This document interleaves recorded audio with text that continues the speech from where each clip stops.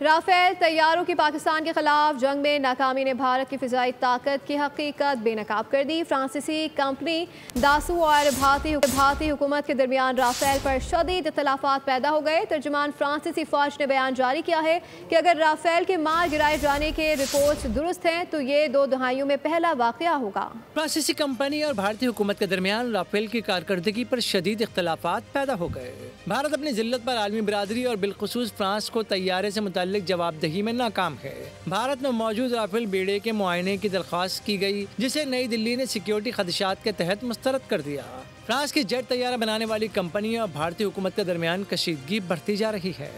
फ्रांसीसी फौज के तर्जुमान का रद्द-ए-अमल भी सामने आ गया। पेरिस में मामूल की प्रेस ब्रीफिंग के दौरान सहाफ़ी के पाक भारत जंग में राफेल की तबाही के हवाले से पूछे गए सवाल पर तर्जुमान का कहना था कि अगर राफेल के मार गिराए जाने की रिपोर्ट दुरुस्त साबित हुई तो ये इस तैयारे के 2 दहाइयों की ऑपरेशन सर्विस के दौरान ऐसा पहला वाक़या होगा।